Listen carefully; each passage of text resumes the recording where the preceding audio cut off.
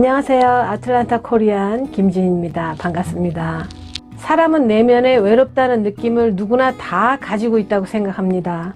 싱글로 혼자 사는 사람이건 부부가 같이 사는 사람이건 대가족을 이루고 있는 사람이건 외롭다는 것은 내면의 장기의 어떤 기관처럼 있는 것 같습니다. 그 내면의 외로운 내장 기관이 어떻게 생겼느냐에 따라서 삶의 형태가 달라진다고 봅니다. 옆에 가까이 누가 있어도 내가 표현하지 못하는 어떤 비밀이 있다거나 나는 다 오픈을 했는데 저 사람은 내가 모르는 비밀을 가지고 있다고 느낄 때 외로움이 시작되는 것 같아요. 외로움은 사치스러움이라고 생각하거든요. 먹고 살기 힘들고 할 일도 너무 많고 내가 꼭 돌봐줘야 되는 사람이 있는 경우에 외로움을 느낄 시간이 없겠죠. 시간이 없다기보다는 여유가 없다고 봐야죠. 어떤 큰 사건이 있어서 그 사건을 해결하기 바쁠 때에도 내가 외로움을 느낄 시간이 없죠. 오히려 누가 접근을 하면 시끄러! 반대로 말하면 외롭다는 건 어느 정도 살만하다는 것이겠지요. 우리가 살아가는 데에는 여러 가지 필수 조건이 있지만 외로움에 강하게 성장하고 외로움에 강해지도록 늙어가는 것이 사람으로서 잘 살아가는데 상당히 중요한 요건이라고 봐요. 아무리 좋은 재능이 있고 좋은 기술이 있다 해도 나쁜 버릇 한두 가지가 있으면 인생을 망치죠. 유명한 운동선수, 연예인, 또 정치인, 도박이나 주색이나 마약으로 인해서 인생 한 방에 날리는 경우 꽤 많이 보셨을 거예요. 그런 행동들을 혼자서 하는 사람은 없다고 봅니다. 거의 친구 따라 강남 가듯이 주변 사람들한테 물이 드는 거라고 봐요. 이런 경우가 외로움에 약하신 분들인 거죠. 혼자 있기를 유난히 싫어하는 사람들이 많더라고요.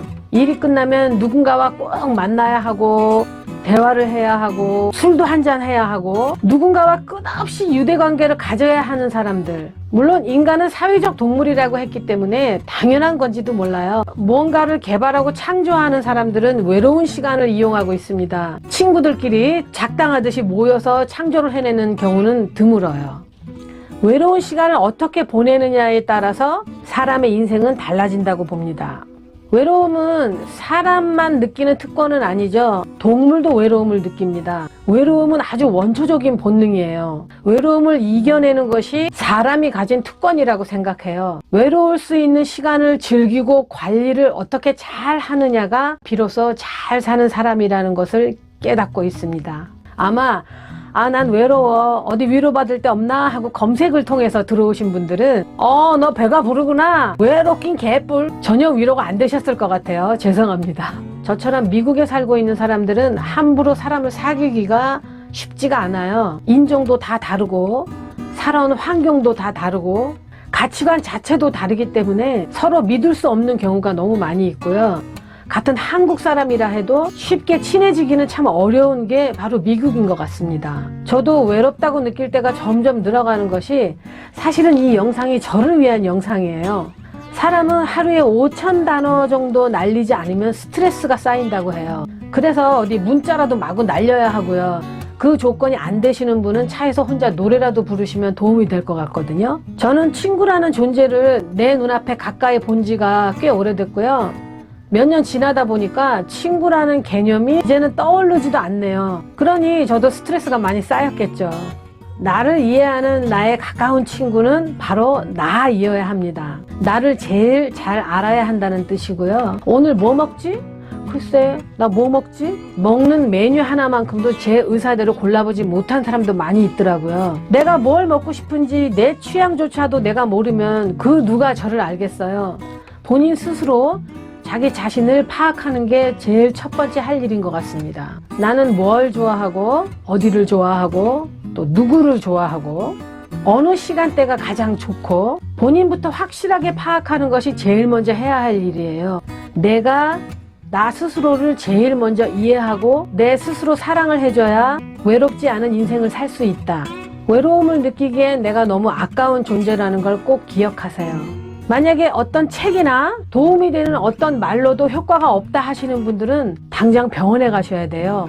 사람의 정신세계가 통제가 안 될 때에는 약의 힘을 써야 되는 거예요. 이 뻔뻔한 사람들은 얼굴이 두껍다고 하잖아요. 외로움이라는 것은 누구나 다 가지고 있는 내장기관 같은 것이기 때문에 반드시 좀 두껍게 만드셔야 내 삶을 남에 의해 흔들리지 않도록 잘 버티고 조절이 되겠죠. 어떤 환경에서도 외롭다는 단어가 나오지 않도록 두꺼워져야 합니다. 너무 희생하고 살지 마세요. 내가 밖에 나가면 내 가족들은 뭘 먹지? 나 없으면 저 사람은 어쩌지? 내가 아니면 이 일은 누가 하지? 당신 없이도 잘 먹고 잘 살아요. 피자를 시켜 먹건 라면을 끓여 먹건 다 희생해놓고 상대방은 내가 해준 거에 반도 못 해줄 때 실망하고 서럽고 그때부터 외로워요. 물론 희생도 천성이기도 하고 환경이기도 하고 습관이기도 합니다. 그런데 잠시 우리가 착각을 하는 것은 내가 아니면 안 된다는 것도 자만입니다.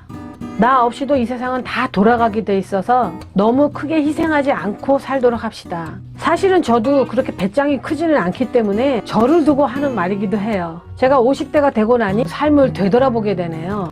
남편이 왜 자꾸 50대 하면서 나이를 들먹거리느냐고 물어보더라고요.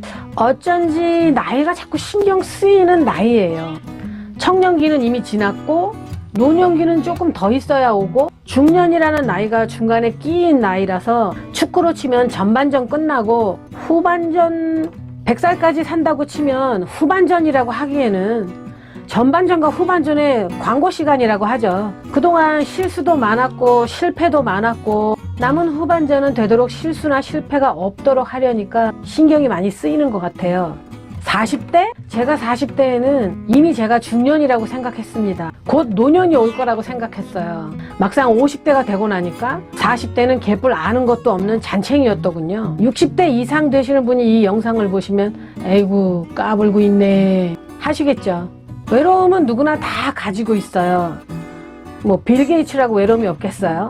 조금 두껍게 만드시고 어차피 이 세상에 혼자 와서 혼자 가는 거 아무도 알려주지 않는 문제, 내가 혼자 해결해야 하는 문제, 이 외로움이라는 것을 당당히 비웃으면서 살아봅시다. 오늘은 갑자기 외로움에 대해서 얘기해보고 싶었어요. 저도 누군가가 말할 대상이 필요했거든요. 끝내기 전에 한 가지, 내가 누군가를 외롭게 만들고 있지는 않은지, 나만 외로운 거 생각하다가 내 근처에 누군가를 더 외롭게 만들고 있지는 않은지, 내 마음은 저 콩밭에 가 있는데 나를 바라보는 누군가는 나 때문에 더 외롭지는 않은지, 그것이 배우자일 수도 있고 내 자식일 수도 있고 내 엄마일 수도 있어요. 나 외로운 거, 나 화나는 거 신경 쓰느라 곁에 있는 누군가를 더 외롭게 만들지는 않았는지, 내가 외롭다고 느낄 땐 한 번쯤 뒤돌아보고 내 눈빛만 기다리는 누군가가 있지는 않은지 되돌아보시길 바랍니다. 내가 원해서 태어난 이 세상도 아니고요. 내가 없다고 달라지지도 않는 이 세상 적당히 희생하고 적당히 즐기고 살기로 합시다. 외로움 같은 건 툴툴 털어버리시고요. 혹시 주변에 더 외로운 사람이 있지는 않나 한번 되돌아보시길 바랍니다. 오늘 넋두리 여기까지 할게요. 지루한 영상 봐주셔서 감사합니다.